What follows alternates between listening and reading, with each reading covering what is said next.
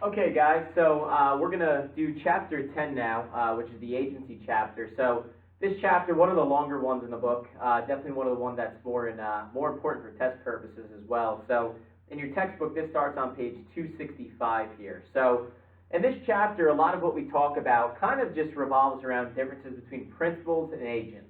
And I'll give you guys a really easy way to remember this. So when you're trying to determine who's the principal and who's the agent, really just ask yourself who works for who. If you're working for somebody, you're the agent. If you're the person who's being represented, you're the principal. Give you guys one example would be the broker and client relationship. We would ask ourselves, does the broker work for the client or does the client work for the broker?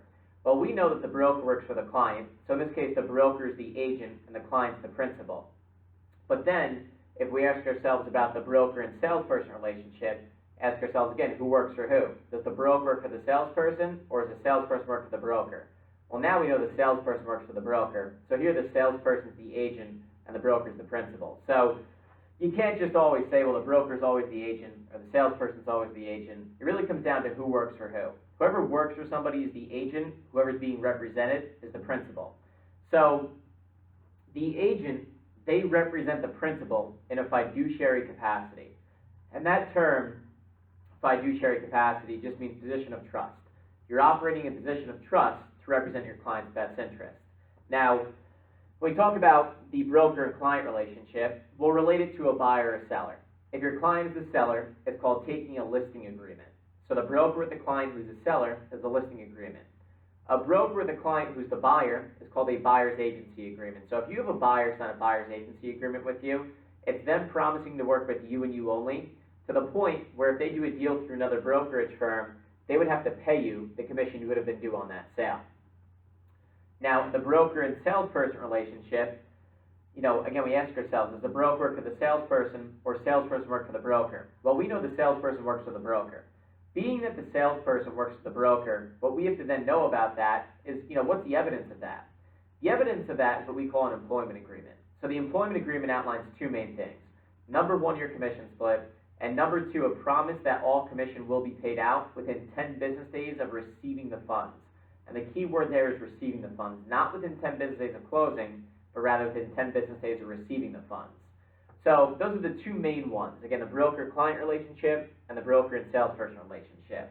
Now, if you go towards the bottom left here of 265, talks about another type of agent called a subagent. Now, a subagent, as dumb as this sounds, the definition is an agent for an agent. So the best example I can give you guys for a subagent would be the listing salesperson and the listing agreement. When you, as a salesperson, go out to a client's house and you take a listing and you have them sign listing paperwork, that's great. You did all the work, you got that listing, you'll get credit for that sale. But technically, the agent on every sale that you do is your brokerage firm. You, as a salesperson who went out on behalf of the brokerage firm, you are an agent for the agency. In other words, you're a subagent. So a subagent, simply put, is an agent for an agent. The best example of that would be like the listing salesperson and the listing agreement, because in the listing agreement, the agent is the agency. Let's say I work for XYZ Realty, and the principal would be the client, John Smith, the seller, as an example. And then we talk about things like general agents and special agents. So the difference there, sometimes we'll ask you what's the best description versus what's the best example. The best description of a general agent is somebody who has broad authority. The best example of that would be a property manager. So as a property manager, your job is not just to physically maintain the property. Your job includes physical maintenance. Your job includes hearing bids on different contracts, landscaping, snow removal. Your job includes marketing the space, collecting rents, evicting people, doing a whole lot of different things. So as a property manager, you're a good example of a general agent. And then we have special agents. So as a special agent, again, same deal. They might ask you what's the best description, but what's the best example? Best description would be somebody who has limited authority. And the best example would be a real estate broker. If you're a real estate broker and you list somebody's house, you have one job basically, sell that house. If you're a real estate broker and you represent a buyer, you basically have one job, help the client buy a home. And that's, an example of that between, the differences between a general versus special agent here. And then we have customers versus clients, as you'll see here on the top right of 265. So a customer, we say, is somebody that we work with, whereas a client is somebody that we work for. So to give you guys a good example of this, if I host an open house on Sunday, the random people who walk through the open house that I've never met before, they're customers. Your obligation to customers is full disclosure of facts about the home. So again, your obligation to customers is full disclosure of facts about the home. But if they ask me, hey, what is your client's bottom line number? Do I pull them aside and say, listen, I know we're listed at 700, but they would accept 675. No, you don't do that. You have to represent your client's best interest, because customers, my obligation to them is full disclosure of the pertinent facts about the home. For clients, my obligation to them is to represent their best interests and keep their interests in mind and negotiate on their behalf. So clients, on the flip side, we say those are people that we work for in a fiduciary capacity. And that term fiduciary capacity, what it simply means, it means a position of trust. So the term fiduciary, the phrase that goes hand in hand with it, is position of trust. All right, so if we turn the page here, go to 266. 266 here talks all about the fiduciary duties. So the term fiduciary just simply means to be put in a position of trust to represent your principal's best interests. Now, it gives some examples of here that, what might be included in fiduciary duties. So one example is the duty of obedience. Give you guys an example of the duty of obedience. That would be obeying your client's orders. So if your client tells you, hey, they're listed at 600, I want to bid 570, well, your obligation is to obey your client's orders. You represent their best interests. So maybe you don't think 570 is the right number to go in at, and you tell them that, but they're insistent upon offering 570, your job is to obey their orders. Loyalty and confidentiality next go hand in hand. So, in other words, be loyal to your client's interests and keep their information confidential. So, if they've told you, hey, listen, I'm listed at 600, but I would accept 570, when a random person walks through the open house, I don't pull them aside and say, listen, I know it's listed at 600, but they would accept 575, 570. Again, that would be being disloyal to my clients and, not keeping their information confidential. Then we have duty to disclose. So you have an obligation to disclose all pertinent facts to your clients. So whether it be you overheard an agent talking that his client would be willing to come up to 600 on your listing, but they offered 580 to begin with, you want to tell your client that, listen, let's hold steady. Let's wait until we get 600. Disclosing pertinent facts about the home, too. That's important for both your clients and also your customers. Then top right here, 266 is duty to account. Now, duty to account, that's accounting for money anytime it changes hands. And what we have to know for that is that any time a client gives you deposit money, all clients' money must be deposited within 5 business days. So if they were to ask you how soon must clients' money be deposited, all clients' money must be deposited within 5 business days. And then towards the right side here, duty of reasonable care and due diligence. So how would you do your due diligence on a listing? Well, it's pretty simple. When you take a listing, have the client fill out a seller's disclosure form. When the client fills out a seller's disclosure form, it's then basically just noting everything they know about the home. What's the age of the roof, the hot water heater, the furnace, the air conditioning system, how many zones, heating and cooling do they have, what's the most recent updates they did they get permits for that? So if they were to ask you about this seller's disclosure form, number one, they can also call it a property condition disclosure form. And the first thing to probably know about it is that it's not required. Your clients are not required to fill this out. I always highly recommend people fill it out, but they're not required by law to fill it out, so that's number one. Number two, if they do fill it out, they must solely and 100% fill it out by themselves. We cannot fill it out for them. We can't even ask them the questions and fill in their answers. They have to solely and 100% fill out this document by themselves. So it's called the seller's disclosure form. So again, that's the easiest way to disclose all the pertinent facts about the home. And then if you go to 267, agents' duties to third parties, we talked about this already. Third parties are customers. Your obligation to them is full disclosure of facts about the home. And then towards the bottom left of 267, we have this term here called puffing. So puffing is an exaggerated claim. It's an exaggerated claim that anybody looking at it would know is exaggerated. Examples would be, if I advertise to you, this is the best buy in town. It's the greatest deal of the century. Come, this house is going to fly off the market. These are exaggerated terms, right? There's nothing meant to even be construed to be factual about that. They're completely and totally legal. There's nothing wrong with those. What's illegal is misrepresentation. And what misrepresentation would be as an example, if I were to tell you this home's not located in a flood zone, when in fact it is located in a flood zone. That's illegal. You can't do that. That's not puffing. That's just straight up misrepresentation. All right, and on the right side here, 267 talks about the Real Estate Licensee New Jersey Consumer Fraud Act. And what we have to know about that is to make factual statements. You don't lie to people. So if the house is in a flood zone, you don't say it's not in a flood zone. If the house is 4,000 square feet, you don't say 6,000 square feet. So really what this really simply, kind of states and what it says is make factual statements. Don't lie to people. And that's really what that says. And then bottom right here at 267 talks about the 5 business relationships. So seller's agent, buyer's agent. Now these two are pretty straightforward on the bottom right here. If you're a seller's agent, you represent the seller. You represent their best interest and their best interest only. If you're a buyer's agent, you represent the buyer and their best interest only. If we turn the page here, go to 268. On 268, at the top left there, it talks about disclosed dual agent. So if you're a dual agent, that means that you represent both buyer and seller. So again, if you're a dual agent, it means you represent both the buyer and the seller. Now, if you're going to represent both the buyer and the seller as a dual agent, you must be a disclosed dual agent. Undisclosed dual agency is illegal, not allowed. So what does it mean to be a disclosed dual agent? That means you've told both the buyer and the seller that you're representing both of them. You haven't kept it a secret. You've disclosed it to both parties. So as a dual agent, that means you represent buyer and seller. You must be a disclosed dual agent. Then we have transaction brokers. So really rare, but a transaction broker would represent neither the buyer nor the seller. So if they ask in the test, what type of agency relationship would represent neither the buyer nor the seller? Be a transaction broker. Now, how would consumers find out how they're being represented? How would they know what a buyer's agent is, a seller's agent is, disclosed dual agent, so on and so forth? Well, the easiest way to find that out and understand what it means is you as an agent are going to give all prospective clients a copy of this document called the Consumer Information Statement.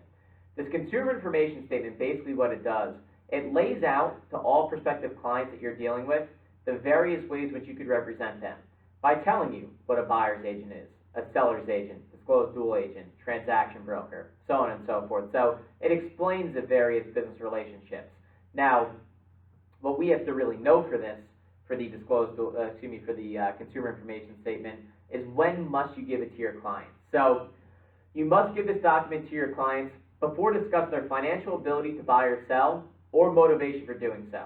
So before I have any conversations of substance, where we discuss somebody's financial ability to buy or sell or motivation for doing so, we would have to give them a copy of the CIS, the Consumer Information Statement. So as an example, to give you a situational question on the test, you're at an open house, a buyer walks through, and the buyer asks you, why is the seller looking to sell? The reason I'm looking to buy is because we just had another kid and we need more space. Well, now you're starting to talk about their motivation for buying in this case. I'm supposed to serve them with a copy of the CIS and say, listen, before we continue this conversation, need you to just look this over and let you know that if I were to represent you, since this is my listing, I would be a disclosed dual agent, and that's what this here means. Need you just to sign here to make sure that you understand that. So that's when you would give it to your clients before discussing their financial ability to buy or sell or motivation for doing so.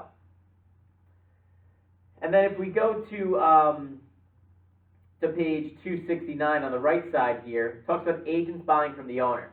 Now, when you get your real estate license, does that bar you from buying a house? No, it doesn't bar you from buying a house. So when you get your real estate license, you could certainly buy a house. You could certainly represent yourself too. But if I'm representing myself, or for that matter, if I'm representing any real estate licensee in buying or selling a home, I would have to disclose that in the sales contract. So it talks about agents buying from the owner here. So if you're an agent and you're buying a house from an owner, you just have to disclose to them that you have a real estate license. Just, that simple. Now, bottom right here at 269, it starts getting into termination of the agency relationship. So under number 1 there, it mentions 2 examples of ways that the agency relationship could be terminated. The first one is mutual agreement. So if the 2 parties get together and say, hey, let's go our separate ways, that's mutual agreement. That's number 1. Also under number 1 there is revocation by the principal. So if you guys on the test ever see the word revocation in regards to listings and offers, it simply means to withdraw. So again, the word revocation, simply put, it just means to withdraw. So if the client wants to withdraw their home from the market, we would call that revocation. So in this case, revocation of a listing But in general, revocation of any agency agreement means to withdraw. If you turn the page here, go to page 270. On 270, at the top there, it talks about justifiable renunciation by the agent. Renunciation by the agent would mean that you as the agent don't want to work with the client anymore. You want to let the listing go. We call that renunciation. When you renunciate the listing, you're letting the listing go. And I'm giving these in examples to listings. It could be an example to a buyer's agency agreement too. But renunciation is when the agent lets it go. Now, when they say justifiable, what does that mean? Well, justifiable means you're justifiably so, letting it go. Like, for instance, if the client didn't want you to release it, they could fight if they wanted to. But we won't get into that now. What renunciation means is the agent, in my example, lets a listing go, lets an agency, agreement go. 2, on the top left here, accomplishment of your objective. What's your objective every time you list a home, as an example? To sell it. Once you've sold the home, you no longer have an agency agreement, you now have a closed sale. Number 3, expiration of agreed upon time limit. So if I take a 6-month listing and I haven't sold it in 6 months, after 6 months we have expiration of term. So that's number 3. And number 4, operation of law, such as death or incapacitation of the principal or agent. So death, incapacitation, bankruptcy will cancel listings and offers. What it does not necessarily cancel, though, is sales contracts. And we'll talk about that in the contracts chapter, but death, insanity, bankruptcy will cancel listings and offers, does not necessarily cancel sales contracts. And then towards the bottom left here of 270, we start getting into the power of attorney agreement. So this is a term that's oftentimes misused. People hear the term power of attorney, and most people use it improperly. Most people would say, like, I'm the power of attorney for my grandmother. I'm the power of attorney for my grandfather. Well, you're not.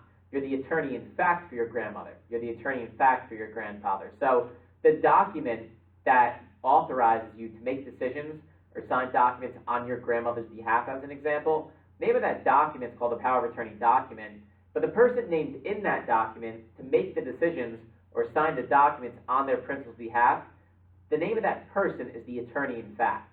So if they were to ask you, which of the following would best describe the individual who is authorized in the power of attorney document to make decisions or sign documents on their principal's behalf, the name of that person is the attorney in fact. The attorney in fact is the agent, right? So we talk about the principal-agent relationship. The agent represents the principal in a fiduciary capacity. So the attorney in fact is the agent in the power of attorney agreement.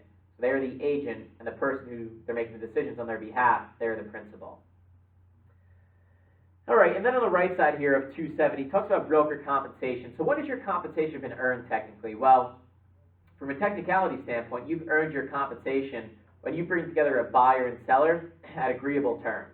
So let's say, for example, the house could be listed at $500, but if the seller accepts the offer at, let's say, $480, you guys get through the home inspection, the buyer gets their loan commitment, everything's all good. 2 weeks prior to closing, the seller gets cold feet and wants to back out.